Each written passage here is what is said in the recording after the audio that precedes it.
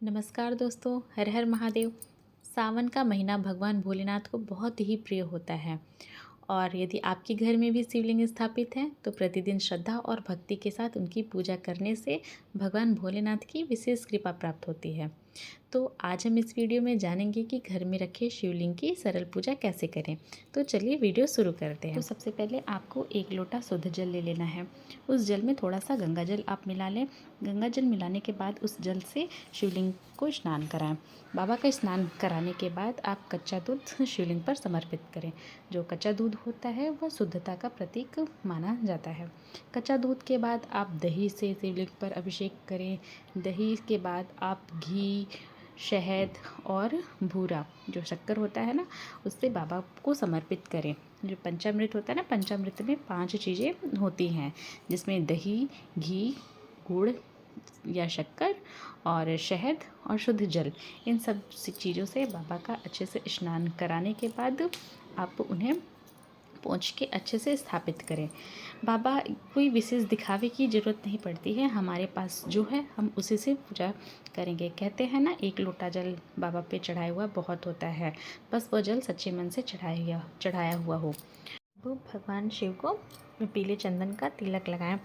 आप त्रिकोण बनाएं और गणेश कार्तिकेय के स्थान पर, माता पार्वती के स्थान पर और अशोक सुंदरी के स्थान पर तिलक लगाएं और बेलपत्र चढ़ाएं।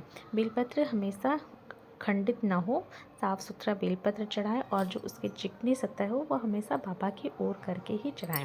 उसके बाद आप बाबा को फूल चढ़ाएं। फूल आप कोई सा भी फूल ले सकते हैं, लाल, पीला, जो कुछ भी फूल आपके पास हो आप उसको प्रेम भाव से बाबा को चढ़ाएं। आप फूलों की माला हो तो आप वो भी बाबा को चढ़ाएं और धतूरा चढ़ाएं। बाबा को धतूरा बहुत ही प्रिय होता है। तो आप धतूरा चढ़ाने के बाद बाबा को इत्र समर्पित करें। इत्र चढ़ाएं, काली तिल और चावल के दाने। जो चावल के दाने होते हैं ना, वो हमेशा बाबा को आगे ही चढ़ाएं। खंडित चावल के दाने कभी भी नहीं चढ़ाने चाहिए।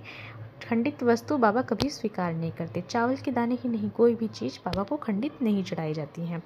तो मैंने यहाँ पे बाबा को काली तिल, चावल के अक्खे दाने और भस्म लगाया और ये सब लगाने के बाद आप बाबा को धूप दिखाएं। इसके बाद धूप दिखाएं, घी का दीपक जलाकर भगवान शिव की आरती करें। आरती के समय पूरा परिवार यदि आपके साथ ओम नमः शिवाय का जाप करे तो घर का वातावरण अत्यंत पवित्र और सकारात्मक बन जाता है। अब कम से कम 108 बार ओम नमः शिवाय का मंत्र का जाप करें।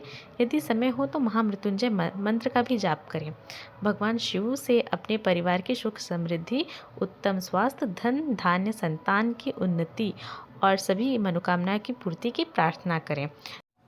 पूजा के बाद आप बाबा को आरती दिखाएं और आरती के बाद जब आपकी पूजा संपन्न हो तो बाबा से क्षमा मांगे कि हे प्रभु, मैंने आपकी पूजा की, इस पूजा के दौरान मेरे से जो कोई भी गलती हो उसे क्षमा करिएगा और मेरी पूजा स्वीकार करिएगा।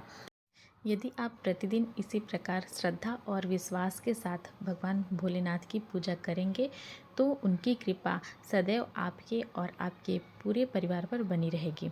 महादेव सभी कष्टों को दूर करें, जीवन में सुख, शांति, समृद्धि और सफलता प्रदान करें तथा आपकी हर शुभ मनोकामनाएं पूर्ण करें।